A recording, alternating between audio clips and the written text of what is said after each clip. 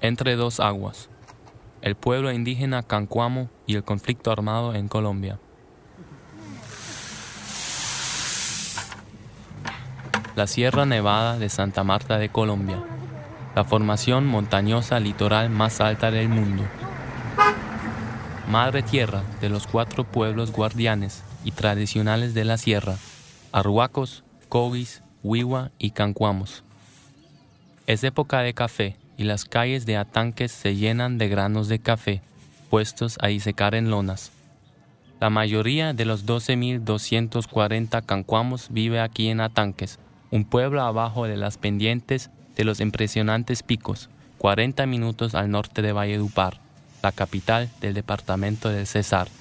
Jaime Enrique Arias fue elegido cabildo gobernador del pueblo cancuamo en su segundo congreso en 1995. Entonces, desde el año 95, como organización empezamos a desarrollar e implementar estos trabajos. Y ahí surge, podríamos decir, la intensificación del conflicto armado en la región. Primero, con la presencia de los grupos subversivos o guerrillas, fundamentalmente FARC, ELN y un reducto del EPL. Son los que hacen presencia en la región.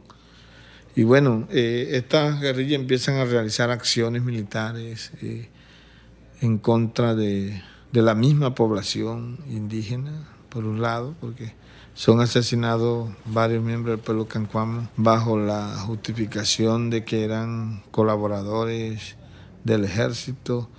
Eran como los argumentos que en ese momento utilizaban como para limpiar la zona. Luego, en una segunda etapa, que se consolidan en la sierra, estas guerrillas, empiezan a desarrollar acciones en las zonas planas, en el pie de monte de la sierra, sobre todo secuestros de personas importantes, acaudalados de la sociedad de Valledupar y del sur de La Guajira. Producto de esto, entonces, estos acaudalados, y piensa uno, otras personas se agrupan en ejércitos privados que inicialmente se llamaron paramilitares o se llaman, pero ellos luego se autodenominaron Autodefensas Campesinas de Córdoba y Urabá en un primer momento, y después Autodefensas Unidas de Colombia, y entonces empieza la lucha por el control territorial en el pueblo cancuamo. Y digamos que entre el año 98 y 2003 se da la mayor escalada del conflicto armado en el territorio cancuamo. En esa lucha ambos grupos pues hacen masacres, asesinatos selectivos, pero el caso es que el pueblo cancuamo no solo sufrió violación a sus derechos fundamentales por efectos de los asesinatos, de la pérdida de vidas, sino que también hubo desplazamientos forzados. Nosotros tenemos documentado más de 400 familias desplazadas por el conflicto armado, fundamentalmente entre los años 99 a 2003. Es que hubo una clara intención de expulsarnos del territorio. La sentencia 297-53 de la Corte Suprema de Justicia describe lo ocurrido en diciembre de 2002 en el pueblo cancuamo de Atanques. En la madrugada del 8 de diciembre de 2002, alrededor de 60 hombres, en su mayoría vestidos con prendas de uso privativo de las fuerzas militares, portando armas largas y distintivos de las Autodefensas Unidas de Colombia, ingresaron al resguardo indígena de los cancuamos, ubicado en el corregimiento de Atanques, municipio de Valledupar. Mientras algunos se ubicaron en el perímetro exterior del poblado, rodeándolo, otros se desplazaron por sus calles, concentrándose buena parte de la tropa irregular en la plaza de mercado, donde se congregaba parte de la comunidad por tratarse de un domingo de mercado. En dicho lugar, luego de requerir la identificación de varios de los habitantes previamente señalados por personas encapuchadas, fueran separados del grupo el mamo del cabildo indígena Abel Alvarado Maestre, el profesor Gustavo Horacio Maestre Arias y el agricultor Alfredo Antonio Borrego, último de los cuales suplicó no ser retenido, recibiendo como respuesta varios disparos que de inmediato cegaron su vida. Cerca del mercado fue también retenido el labriego José Manuel Cáceres, a quien le dispararon en el mismo lugar, ocasionando su muerte. A las otras personas, atadas de pies y manos, se les condujo fuera del municipio. Al llegar a la entrada del pontón, donde habían sido inmovilizados los vehículos que transitaban la vía, fue liberado el profesor Gustavo Horacio Maestre Arias. El profesor Horacio recuerda: entraron simultáneamente por todos los lados. Eran bastantes, más o menos como sus 60, 80 personas. Los enmascarados eran los que iban señalando. Al que señalaban ellos, lo echaban para acá. Solamente señalaban y los demás cumplían la orden. Nos aislaron, después nos mandaron a colocar boca abajo ahí sobre el piso y de para allá sacaron unos nylon del circo. Cortaron unos nylon y nos amarraron con las manos atrás. Asimismo, el corregidor del lugar, Nevid Enrique Carrillo Martínez, autoridad indígena de administrar justicia para disputas entre la comunidad, manifestó haber observado desde la plaza del pueblo donde él se encontraba cómo los hombres armados señalaban a sus víctimas. Quienes realmente llegaron con las caras cubiertas, ¿no? Y algunos con la cara descubierta, pero uno no sabe quiénes eran, de dónde eran, porque no eran conocidos. Sí, bueno, ya estando ahí, nosotros nos sentaron ahí con otros señores, quedamos 4 personas afuera sentadas ahí, otros adentro, y Abel, Horacio y el muerto ahí en otro piso.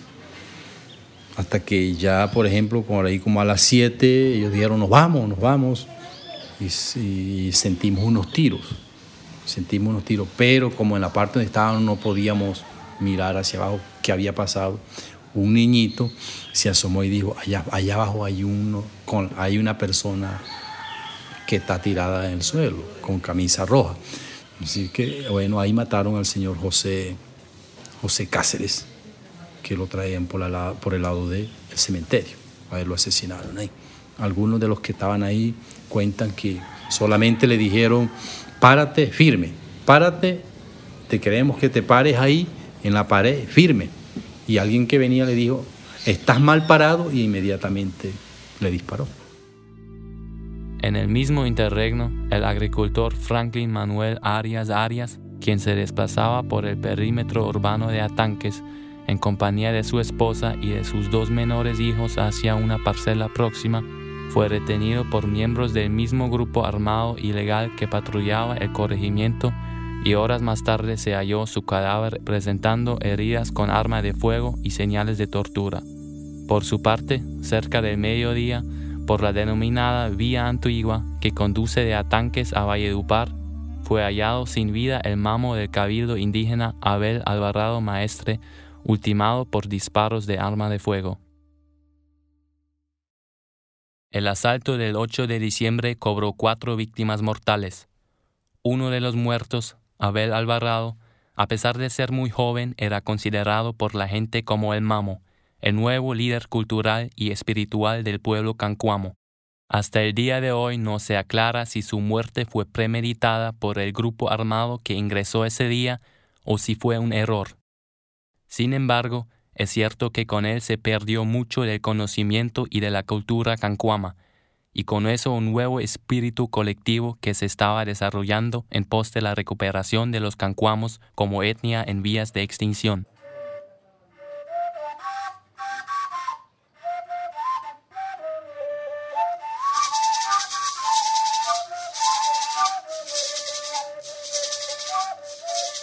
Efectivamente, y fue que el conflicto logró afectar la estructura social, la estructura política, la integridad cultural del pueblo cancuamo, porque digamos que en ese proceso fueron asesinados autoridades, mamos, y eso para nosotros es una pérdida, digamos, irreparable, porque un mamo es una persona que se forma durante mucho tiempo.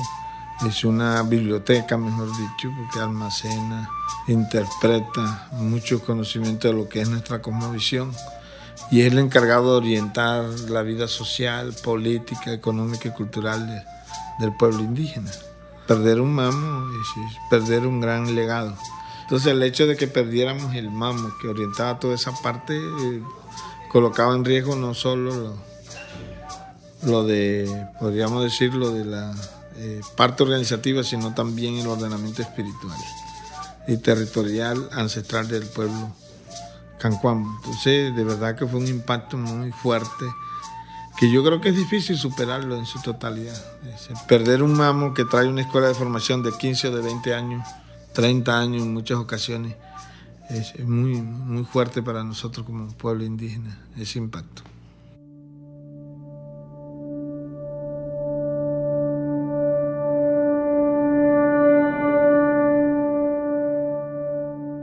A primera vista no cabe duda de que el grupo armado vino con un solo motivo: eliminar supuestos colaboradores de la guerrilla entre los miembros de la comunidad de Atanques.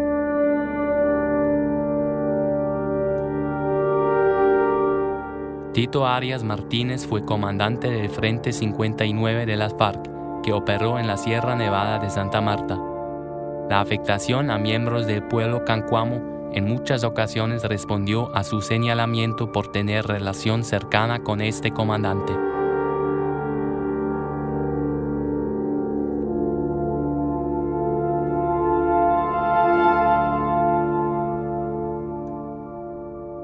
En su versión libre del 5 de mayo de 2009, el postulado John Jairo Hernández Sánchez, conocido como alias Daniel Centella, no solo manifestó que había participado en la masacre del 8 de diciembre de 2002 como patrullero del grupo armado, sino también que hubo miembros de la comunidad de Atanques que fueron parte del grupo armado y que, como conocían la comunidad, supieron señalar a las víctimas.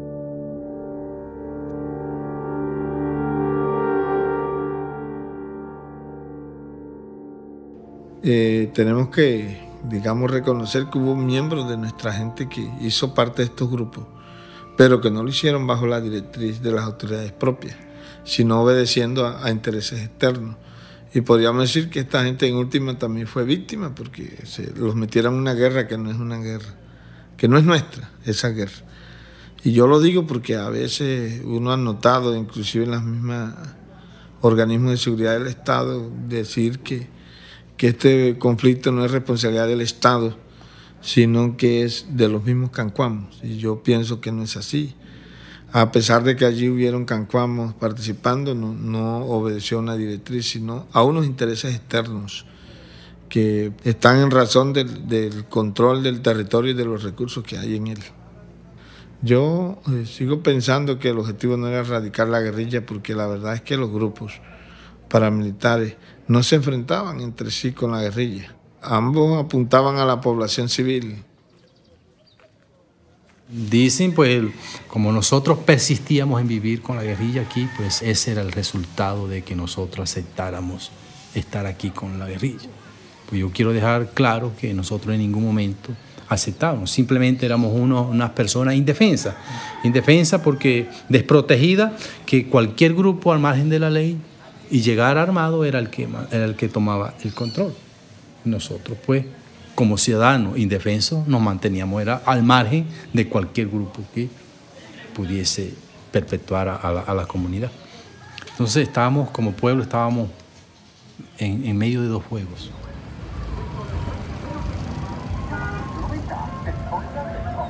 Valledupar. Doctor Jorge Humberto Vaca y doctora Daisy Jaramillo son dos fiscales adscritos a la Unidad Nacional de Fiscalía para la Justicia y la Paz, especializados en la investigación del Bloque Norte de las Autodefensas Unidas de Colombia. Desde el inicio de sus investigaciones se han dedicado a identificar las acciones, estructuras y objetivos de los grupos armados. Ambos se han familiarizado con todos los detalles de la masacre del 8 de diciembre de 2002, buscando esclarecer los motivos, circunstancias y actores de los hechos, valorando la afectación particular en la vida social del pueblo indígena cancuamo. Siempre se afirma que Tito Arias estaba vinculado con los grupos subversivos y que por ende todos los Arias, que es el apellido predominante al interior de la etnia cancuama, estarían ligados con los grupos subversivos. como el objetivo principal del grupo armado es combatir ese grupo subversivo, entonces a estas personas se les señalaban de pertenecer a una agrupación enemigo principal del grupo AUC. Entonces ese era el objetivo principal, por lo tanto había que combatirlos más, porque si integrantes de la etnia forman parte de la agrupación armada, pues necesariamente conocen sus costumbres, su liderazgo, las personas, y están en condiciones y en capacidad de dar la información al grupo armado. ¿En qué sentido? ¿Cuáles podrían ser las personas mucho más vulnerables y cuál podría ser la afectación mucho mayor al pueblo?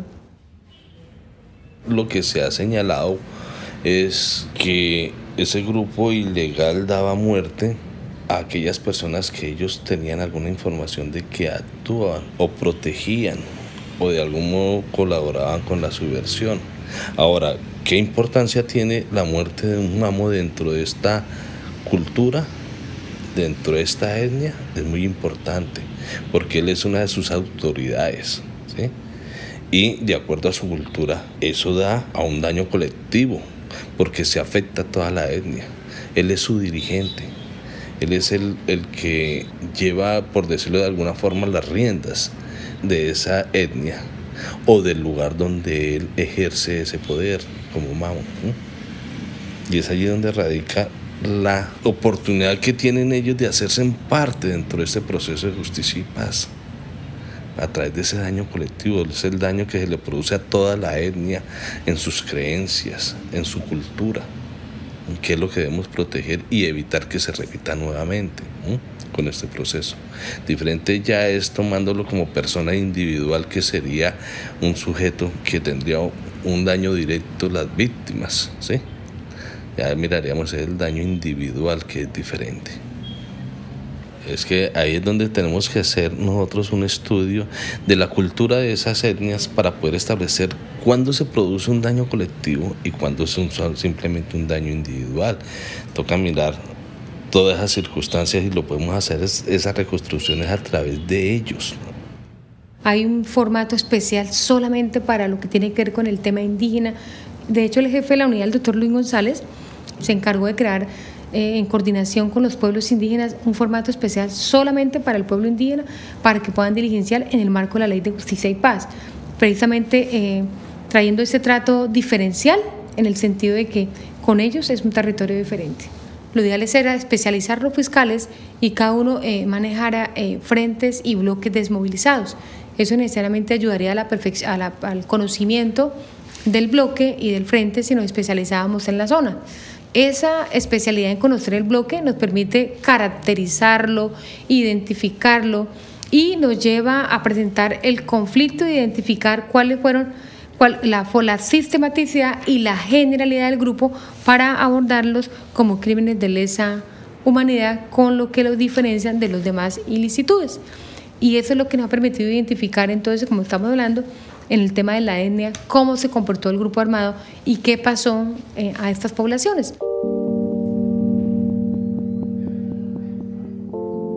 Yo creo que en eso de la verdad, lo que uno ha planteado es que no solo se conozca la circunstancia de modo y lugar, se llama eso, de los hechos, sino que hay que llegar a los intereses que se han movido para esto. Nosotros en última también desde lo espiritual tendremos que encontrar nuestra verdad a través de la consulta a nuestros mamos y también decir, bueno, tal vez esto se dio porque también fallamos como pueblo en los cumplimientos de esa madre, a la madre, y de pronto la madre nos trajo estos mensajes. Esa es una verdad que también a nosotros nos toca encontrar para que no se vuelvan a repetir estos hechos.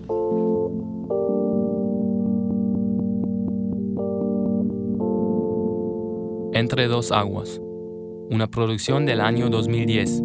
Investigación, José Julián Prieto. Música, Rudolf Moser. Guión y realización, Jens Mayer Rote. Este documental fue realizado por el proyecto Profis de la Cooperación Internacional de Alemania, por encargo del Ministerio Federal de Relaciones Exteriores de Alemania, en su compromiso al proceso de justicia y paz y justicia transicional en Colombia. Gracias al pueblo indígena Cancuamo, sus representantes, la comunidad de Atanques en la Sierra Nevada colombiana y a los fiscales de la Unidad Nacional de Justicia y Paz, comprometidos con las investigaciones diferenciadas de población vulnerable y pueblos indígenas.